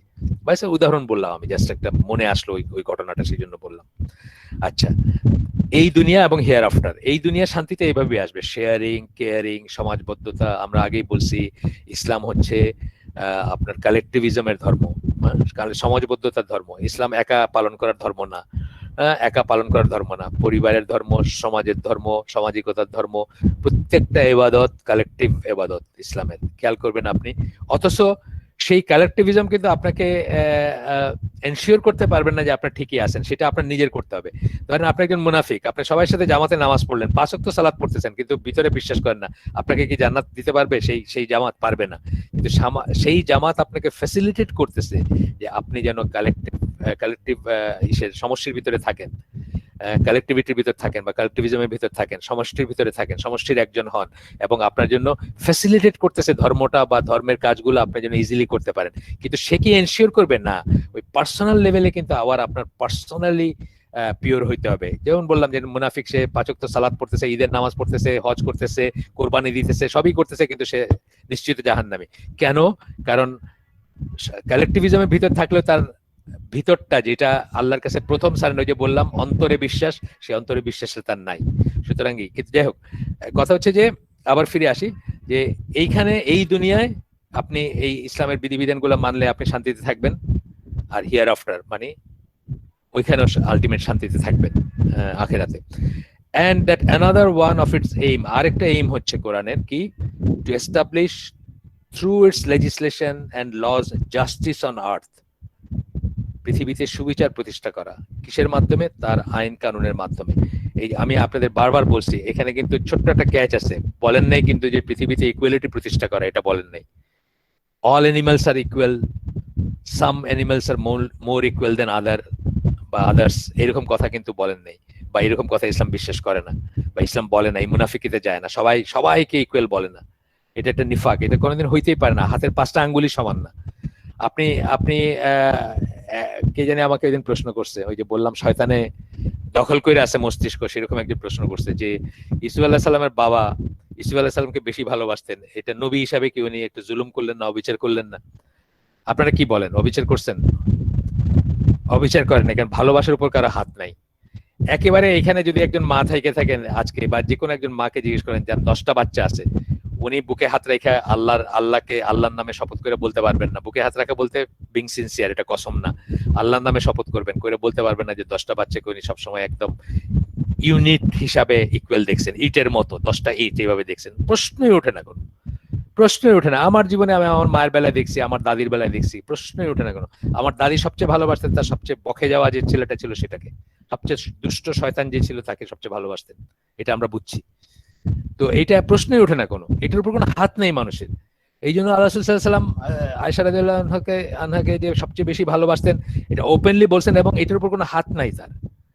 কিন্তু যখন রুটি দেওয়ার, তখন সবকটা বউকে ধরেন একটা করে রুটি দিচ্ছেন, মানে জাস্টিসটা হবে ওইখানে টেনজিবল জিনিসে। ভালোবাসার জিনিসে ভালোবাসায় জাস্টিস করার রাইট আপনার, মানে রাইট কি বলবো, মানে ক্যাপাবিলিটি আপনার নাই, আপনাকে আল্লাহ দেন নাই সেই ক্ষমতা যে আপনি ভালোবাসায় জাস্টিস করবেন। মাইপা ওজন করে 10 গ্রাম ভালোবাসা এক একটা সন্তানকে দিবেন, সবাইকে 10 গ্রাম করে ইকুয়াল দিবেন, এটা না। তবে মা বাবার উইজডম যেটা, সেটা এক্সপ্রেশনে যেন না আসে, সেটা যেন অবভিয়াস না হয়, না বা টেনজিবল জিনিসের ভিতর না আসে। রুটি 2টার জায়গায় একজনকে একটা দিলেন, একজনকে 2টা দিলেন, এই তো সমস্যা করে ফেললেন, এটা দেওয়া উচিত না কখন। হ্যাঁ, একটা ছেলে রুটি খাইতে পছন্দ করে, আর একটা ছেলে ধরেন কথার কথা বিস্কুট খাইতে পছন্দ করে। এখন একদিন একটা যে ছেলেটা রুটি খেতে পছন্দ করে তার 2 স্লাইস পাউরুটি দিয়া ওরে 2 স্লাইস বিস্কুট দিয়া বললেন তুমি তো রুটি পছন্দ করো, এই যে তোমারে 2 স্লাইস দিলাম, আর তুমি যেহেতু বিস্কুট পছন্দ করো তোমারে 2 স্লাইস দুই টুকরা বিস্কুট দিলাম। এন্ড ইফ দে আর ওকে, তারা যদি মেনে নেয় তাহলে এটাতে কোনো সমস্যা নাই। কিন্তু ভালোবাসার টেনজিবল যে প্রকাশ, মানে কাপড়ে চোপড়ে টাকায় পয়সায় খাওয়ায়, এইখানে ডিসক্রিমিনেট করা যাবে না, কিন্তু যেটা অন্তরে সেটার উপর কারো হাত নেই। আচ্ছা, justice on earth, legislation and laws, justice, এইখানে বললাম এই লাইনটা নিয়ে আমরা একটু কথা সরে গেছিল যে ইসলাম কিন্তু জাস্টিসের ধর্ম, ইসলাম কিন্তু ইকুয়ালিটির ধর্ম না, এটা সবসময় মনে রাখবেন। এবং এইখানে ওই ফেমিনিস্টদের কথা বা ফেমিনিজমের ব্যাপারগুলো আইসা পড়বে। এই ইসলামকে যে ইটা বলি আমি, একটা লেখা আছে না যে ইসলামকে ইকুয়ালিটির দিন নাকি, বা ছেলে মেয়েকে ইকুয়ালি করে নাকি, একদম শুরুই করছেন এটা বলে যে যারা বলে ইসলাম ইকুয়ালিটির দিন তারা মিথ্যা কথা বলে।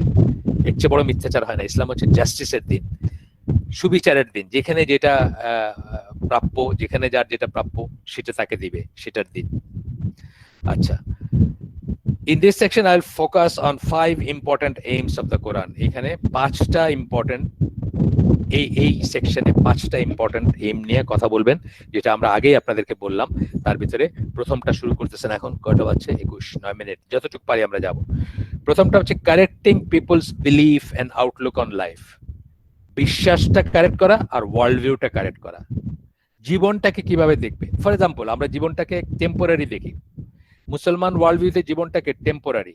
আমরা খাবো, আমরা পরবো, আমরা ঘুমাবো, আমরা গাড়ি চড়বো, আমরা বাসা বানাবো, সব করব, কিন্তু চিরস্থায়ী না, যতটুকু দরকার। আমি এই পৃথিবীটা হচ্ছে আমাদের জন্য কর্মস্থল, ক্ষেতের মতো জায়গা। আমরা চাষ করতে আসছি, যে ফসল ফলাবো সেই ফসল হারভেস্ট হবে আখেরাতে গিয়ে, বা সেই ফসল তোলা হবে আখেরাতে, সেই ফসল যাবে হলো আখেরাতে। এইখানে ইনভেস্ট করব, কিন্তু ডিভিডেন্ড যাবে হচ্ছে ওইখানে। এখন ইনভেস্ট করতে হইলে, ফসলে খেতে কাজ করতে হলে আমার এনার্জি লাগবে না? যে কৃষক খেতে নাঙল নিয়ে কাজ করতে যায়, সেও তো তার সাথে খাবার নিয়ে যায়, পানিও নিয়ে যায় না? পানি নিয়ে যায় না? খাবার নিয়ে যায়, পানি নিয়ে যায়। তাকে তো বেঁচে থাকতে হবে কাজ করতে হলে, ফসল ফলাইতে হলে তাকে তার শক্তি লাগবে না? সুতরাং আমাদেরও আখিরাতের ফসল ফলাইতে হলে যে ইবাদত করব, সেই জন্য আমাদের সুস্বাস্থ্য দরকার, সেই জন্য আমাদের মানে শান্তি দরকার। কতটুকু প্রশান্তি দরকার? যে আমার ধরেন পোকামাকড়ের ভিতরে শুয়ে আছি আমি, সেটা না, আমি একটা ঘরে শুবো, আমার একটা মিনিমাম একটা ভেন্টিলেশনের ব্যবস্থা থাকবে, হয়তো একটা ফ্যান থাকবে, অথবা আপনার একটা বিছানা থাকবে। মাটিতে শুইলে পোকামাকড় ধরবে বা সাপ বিচ্ছু কামড়াবে, আমি একটা বিছানায় বা একটা খাটের, মানে মিনিমাম বলতেছি আমি, মিনিমাম আমার যেটুকু হইলে আমার জীবনটা সুস্থ থাকবো, আমি শক্তিশালী থাকবো, আমি ইবাদতের প্রত্যেকটা ইবাদত ফিজিক্যাল, আমাদের প্রত্যেকটা ইবাদতের ফিজিক্যাল পার্ট আছে না? ফিজিক্যাল পার্ট আছে, বা শরীর সুস্থ থাকার একটা ব্যাপার আছে। হজ বলেন, বলেন, সবকটাতে আছে। জাকাত ছাড়া, জাকাতেও আছে, কারণ জাকাতের পয়সাটা তো আর্ন করতে হবে, সেটা অন্য কথা। জাকাতটা হচ্ছে পিওরলি মালের ব্যাপার, আর বাকিগুলা হচ্ছে আপনার শরীর এবং শক্তি লাগে, কোনটা পয়সা লাগে, বা মানে টিকে থাকার ব্যাপার আছে, বেঁচে থাকার ব্যাপার আছে, সুস্থ থাকার ব্যাপার আছে। সেইটুকু আমরা নিব, সেটুকু নিতে আমাদের কেউ না করতেছে না। কিন্তু ইসলামিক ওয়ার্ল্ড ভিউতে কি বলবে? যে যতটুকু দরকার ততটুকু নেবে, তার বাইরে নিতে গিয়ে শুধু শুধু হোর্ডিং যেটাকে বলে, মানে 500 বছরে আমার বংশধররা খায় শেষ করতে পারবে না, এই জিনিস জমা করতে গিয়ে, ব্যাংকে রাখতে গিয়ে, সুইস ব্যাংকে রাখতে গিয়ে কেন আমি আমার জীবনটা নষ্ট করব? আল্লাহর দেওয়া একটাই জীবন আমার, সেইটা আর কি বলতেছি। কারেক্টিং পিপলস বিলিফ একটা, বিশ্বাস একটা, বিশ্বাসের ভিতরে আল্লাহ এখানে বিশ্বাস করলে আপনার ওয়ার্ল্ড ভিউ চেঞ্জ হয়ে যাবে, এবং সাথে ওয়ার্ল্ড ভিউটা বললেন, দুইটা একসাথেই আসবে ইনশাআল্লাহ। তো বলতেছেন, without a book to guide them, people will not necessarily develop correct beliefs about the creator or their purposes in life. যদি একটা গাইড বুক না থাকতো, যদি একটা ম্যানুয়াল না থাকতো, ইনস্ট্রাকশন ম্যানুয়াল না থাকতো, তাহলে মানুষের তাদের সৃষ্টিকর্তার সম্বন্ধে সত্যিকার মানে ঠিক বিশ্বাসগুলা হইতো না, কারেক্ট বিশ্বাসগুলা হইতো না। বিশ্বাস হয়তো এক ধরনের, আমি এখানে পজ নিয়ে একটু বলবো কথা, or there purpose in life, অথবা জীবনে তাদের উদ্দেশ্য কি সেটাও ঠিকটা তারা হয়তো বুঝতো না। এখানে আমি আপনাদেরকে এখানে তো বোধহয় সেই অথবা অন্য কোনো আয়োজনে আমি হাইবেন ইয়াকজানের কথা বলছিলাম, যেটা 1100 সামথিং এর বই, 1100 something if I am not wrong. 1000 something থেকে 11 সামথিং এর ভিতরে আর কি বইটা, ওনার জীবনটা যিনি লিখছিলেন ইবন তুফাইল, ওনার জীবনটা 1000 সামথিং থেকে শতাব্দী থেকে 1100 সামথিং শতাব্দী পর্যন্ত এর ভিতরেই লেখা বই এটা, হাই ইবন ইয়াকজান, যেটাকে নকল করে রবিনসন ক্রুসো। আপনারা দেখবেন লন্ডনে কিন্তু এই বইটা হাই ইবন ইয়াকজান প্রথমে প্রকাশিত হয় 1600 সামথিং এ, 1600 সামথিং বা 1700 সামথিং, আমি এক্স্যাক্টলি মনে নেই, আমি বলতে পারবো, আমার কাছে লেখা আছে। তো অন্য একটা হালাকাতে আমি বলছিলাম। তো ওইটা প্রকাশ হওয়ার কয়েক বছর পরে রবিনসন ক্রুসোটা বাইর হয় আর কি, মানে ওইটার অনুকরণে বাইর হয়। নিশ্চিত থাকেন যে মুসলমানরা অনুকরণ করে নাই, মানে 600-700 বছর আগের মুসলমানদেরটা। তো ওইখানে কি বলছেন যে ফিতরার কথা বলতে গিয়ে বলছেন যে হাই একটা একটা একটা দ্বীপে, জাহাজ ভেঙে একটা দ্বীপে একা বড় হয়েছে, কিন্তু সে তার পরিবেশ প্রতিবেশ বা নেচারের দিকে তাকায় বিশ্বাস করত যে এই সবের একজন সৃষ্টিকর্তা আছেন, একজন একজন এইগুলোর একটা পারপাস আছে, এগুলার একটা উদ্দেশ্য আছে, এগুলো এমনি এমনি হয় নাই। এই যে ব্যাপারগুলা, এইগুলো ভ্যাগ ভাবে করা ঠিক আছে, কিন্তু এক্স্যাক্টলি কারেক্ট বিলিভ সিস্টেম যেগুলো আমরা যেটা বলি যে মানে এই আকীদা বলতে আমরা শুরু করলাম যেটা দিয়ে, যেভাবে মানে আল্লাহ নিজেকে ডিসক্রাইব করছেন বা আল্লাহ নিজেকে যেভাবে প্রকাশ করছেন আমাদের কাছে, এইটা কিতাব ছাড়া সম্ভব না, এটা কল্পনার থেকে সম্ভব না। কল্পনা থেকে সম্ভব হলে কিতাবের কোনো দরকার ছিল না। কল্পনা শক্তি মানুষের মোরলেস, মানে বহু বহু হাজার বছর থেকে মানুষ কল্পনায় অনেক কিছু করছে। তো এইগুলা মানে মানে শুধু শুধু নিজে নিজে হয়ে যাওয়া সম্ভব না। Correct belief about the creator একটা বললেন, একটা বললেন দেয়ার পারপাস ইন লাইফ, আপনার জীবনের উদ্দেশ্যটা কি, সেটাও কিন্তু এমনি এমনি হওয়া সম্ভব না। এটা একদম চোখে আঙ্গুল দিয়ে দেখাই দিতে হয়েছে যে আমাদের জীবনের একমাত্র উদ্দেশ্য হচ্ছে আল্লাহর ইবাদত করা, মানে একমাত্র কারণে, এই কারণে আল্লাহ আমাদের সৃষ্টি করছেন। এইটা ঠিক রেখে বাকি খাইলাম, ঘুমাইলাম, পড়লাম, গাড়ি চললাম, বাসে চললাম, প্লেনে চললাম, বিল্ডিং এ থাকলাম, অ্যাপার্টমেন্টে থাকলাম, কুড়ে ঘরে থাকলাম, সেগুলো সব হইতে পারে। এইটা না হইলে বাকি সব মিশা। আমরা এগুলো অনেকবার আলাপ করছি, আর নতুন করে করতেছি না। The Quran was therefore revealed, সুতরাং কোরআন নাজিল হয়েছে কেন? In order to correct people's false believes, মানুষের যে মিথ্যা বিশ্বাসগুলো ছিল, যে সাপ দেবতা, হাতি দেবতা বা আরো কিছু একটা, নাইল নদ, কি বলে নীল নদ, অথবা আমাদের এখানে কি গঙ্গা দেবী বা দেবতা বা ভগবান বা যাই বলেন, মানে এই ধরনের কত হাজার হাজার লক্ষ লক্ষ, আপনি আফ্রিকায় দেখবেন ভর্তি কুসংস্কার, মানে কুসংস্কারের লিমিট আছে, মানে কি ধরনের কুসংস্কার কল্পনা করতে পারবেন না। মানে যেখানে ইসলামের আলো যত কম গেছে কুসংস্কার গুলো তত বেশি থাকছে, এটাই হলো মোদ্দা কথা, সোজা কথা। আপনি ইউরোপের কথা বলবেন যে ইউরোপে আরেক ধরনের কুসংস্কার আছে, সেগুলো আমরা অন্য এক সময় আলোচনা করব। আমাদের মতো করে নাই, অন্য রকম করে আছে। আপনি বলেন একটা পেইন্টিং 13 মিলিয়ন পাউন্ড দিয়ে কেনার কি আছে, এটাতে কি আছে বলেন তো? একটা পেইন্টিং 13 মিলিয়ন পাউন্ড দিয়ে কেনার কি আছে? সো এই যে বামিয়ান বুদ্ধা যখন তালেবানরা ভাঙে ফেলছিল, গুড়ায় দিছিল বা সেলিং করছিল, পুরা না ভাঙলেও নষ্ট করছিল, তখন সারা দুনিয়াতে খুব চিল্লাচিল্লি শুরু হয়েছে এটা রেগেছে। তো একজন আর্জেন্টাইন সম্ভবত টাইম নিউজ উইক এগুলোর কথা, ওই যে শুরুর দিকে থাকে না চিঠি মতো, ওইখানে লিখছে যে তালেবানরা তো আসলে বুদ্ধদের গড ধ্বংস করে নাই, আমাদের গড ধ্বংস করছে। বুদ্ধদের গড মানে কি? মানে বুদ্ধরা তো এটা, এখানে কোনো বুদ্ধ যায় না, এখানে কেউ উপাসনা করে না, কেউ এখানে ইবাদত করতে যায় না, বুদ্ধরা এটা নিয়ে সোচ্চারও না, মানে মানে চিল্লাচিল্লি যা করছে সব ওয়েস্টার্ন ওয়ার্ল্ড করছে। কেন? আমাদের গডকে নষ্ট করছে। আমাদের গড মানে কি? আমরা পুরান কিছু একটা পাইলে এটার আহা হু কেমনে সংরক্ষণ করা হবে, এটার এত বিলিয়ন ডলার দাম, এই অমুকের টুপির দাম এত, অমুকের চশমার দাম এত, এগুলো হলো ওয়েস্টার্ন ওয়ার্ল্ডের সংস্কার, কুসংস্কার যাই বলেন। ওয়েস্টার্ন ওয়ার্ল্ডের মিউজিয়াম গুলোতে গেলে দেখবেন এটা টাচ করবেন না, ওইটার এই মানে অন্যরকম ব্যাপার আর কি। মিউজিয়াম দিয়ে দেশ চলে। আমি এরকম দেশ দেখছি যার প্রধান দেশ মানে ছোট আইল্যান্ড রাষ্ট্র মাল্টা, আমি গেছিলাম, ওইটার যে মিউজিয়াম আছে, ওইখানে টুরিস্টের দের ইনকামটাই হচ্ছে ওদের মানে মানে রাষ্ট্রীয় ইনকাম, প্রধান ইনকাম। আর ওই রাষ্ট্রীয় ইনকামের প্রধান একটা অংশ হচ্ছে ওইখানকার মিউজিয়ামটা। কত কত হাজার কত শত বছর আগে অমুকের এটা, অমুকের সেটা ওখানে সংরক্ষিত আছে, সেটা দিয়ে মানুষ দেখে আর পয়সা দেয়। আচ্ছা, আমি আজকে আয়োজন এখানে শেষ করে দেবো, মানে জাস্ট ইন্ট্রোডাকশনটাই হলো আজকে। তো বলতেছেন যে ইন রিগার্ডস টু বিলিফ, বিশ্বাসের কথা যখন আসবে তখন কোরআন কি করছে? মানুষকে 3টা পার্টিকুলার বিশ্বাস নিয়ে এডুকেট করতে চাইছে। 3টা পার্টিকুলার বিশ্বাস। এটা আপনারা অন্য আমাদের দেশের লিটারেচারও পাবেন বা অন্য ইসে আমরা বলি এটাকে কি তাওহীদ রিসালা আখিরা, এই কথা বলি না আমরা, এক লাইনে বলি তাওহীদ রিসালা আখিরা, এই তিনটা বিশ্বাস ঠিক করতে আসছে।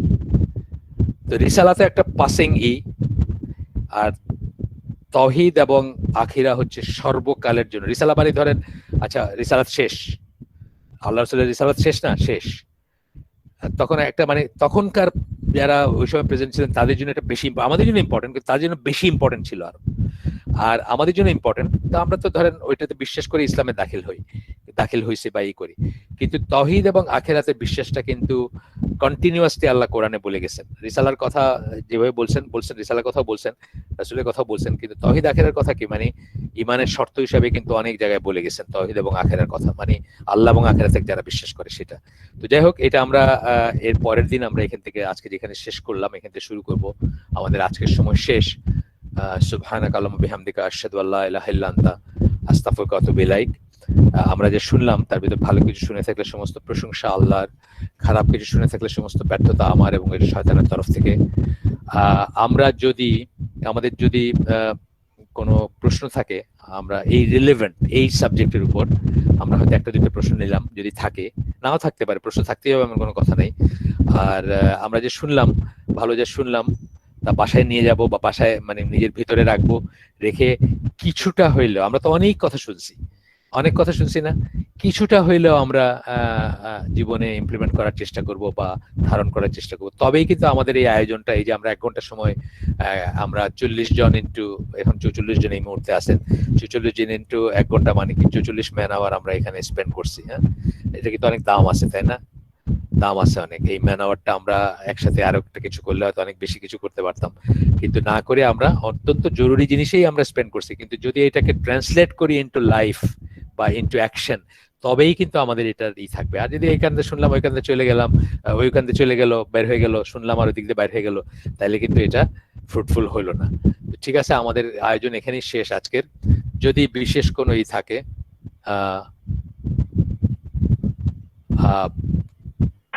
যদি থাকে তাহলে আমরা হয়তো উত্তর দিব ইনশাআল্লাহ।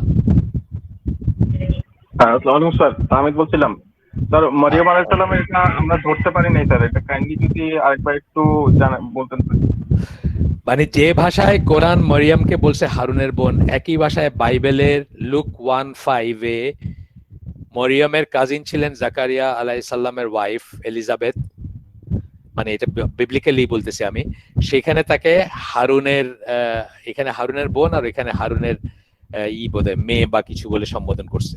কি বলছিলাম আমাকে একটু দেখতে হবে, এখানে বোন তো এখানে বোন নয়, এখানে বোধহয় মেয়ে বা ভাতিজি এরকম কিছু একটা বলেই করছে। আমি দেখে দিচ্ছি, হাতের কাছে আছে। ওইখানে বলছেন, এখানে সিস্টার অফ হারুন যেভাবে বলছে ওইখানে বলছেন as one of the daughters of Harun, মেয়ে বলেই করছে, হারুনের মেয়ে বলে সম্বোধন করছে। ওনারা একই সময়কার একই জেনারেশনের মানুষ, একজন আরেকজনের কাজিন। একজনকে কোরআন হারুনের বোন বলছে দেখা, মারিয়ামকে হারুনের বোন বলছে কোরআন, সেই জন্য খ্রিস্টানরা বলে যে আল্লাহ রাসূল সাল্লাল্লাহু আলাইহি ওয়াসাল্লাম জানতেন না যে হারুন আলাইহিস সালাম এবং মারিয়ামের ভিতরে কয়েকশো বছরের গ্যাপ আছে, অর্থাৎ একই সময়ের না তারা। অথচ একই কথা বাইবেলে বলা হয়েছে, কিন্তু সেটাকে আইদার ওরা জানে না বা জানলে ওটা লুকায় বা ওটাকে অ্যাড্রেস করে না। এটা হচ্ছে একটা সেমেটিক এক্সপ্রেশন, যেটা আমরা বললাম যে সেমেটিক, সে কোন বংশের ভিতরে যদি কেউ মর্যাদা সম্পন্ন থাকে বা খুব ফেমাস কেউ থাকে, তার বোন তার ছেলে বলে, মানে তার বংশ চেনে কাউকে উল্লেখ করাটা হচ্ছে তাদের একটা রীতি, একটা বাক রীতি বা একটা বলার রীতি। যেভাবে রাসূল সাল্লাল্লাহু আলাইহি সাল্লামকে আদনানি বলা হয়, রাসূল সাল্লাল্লাহু আলাইহি সাল্লামের পূর্বপুরুষে একজনের নাম আদনান ছিল, উনি ওনার বাপও না দাদাও না, কিন্তু তাকে তারপরেও আদনানি ডাকা হয়। সেই জিনিসটা আর কি উনি খুব ক্লিয়ার করে বলছেন, সুন্দর করে বলছেন এখানে, যেটা এই পর্যন্ত আমি আর কাউকে এইভাবে এক্সপ্লেন করতে দেখি নাই, বিশেষ করে খ্রিস্টানদের মুখ বন্ধ করার জন্য। আর বুঝছো এখন? জি স্যার, জাযাকাল্লাহু খাইর। ঠিক আছে, কেউ মিস করলে কিন্তু আমরা রিপিট করব না, রিপিট করা উচিত না। টাইম মতো জয়েন করাটাও একটা একটা একটা অ্যাডভান্টেজের জিনিস। আগে আসলে আগে পাইবেন, এটা কিন্তু ইসলামের রীতি, ঠিক না? আগে আসলে আগে পাইবেন, আগে আসেন নাই দেখে, শুনেন নাই কিছু, সেটা আমরা রিপিট করব না, বুঝেন নাই দেখে অফকোর্স করব, এটা আমার দুর্বলতা বা আমার অপূর্ণতা, সেটা আমরা অবশ্যই করব। আর কেউ? আসসালামু আলাইকুম। ওয়ালাইকুম সালাম। আমি রমজান বলছিলাম, ভালো আছেন না? আছি আলহামদুলিল্লাহ।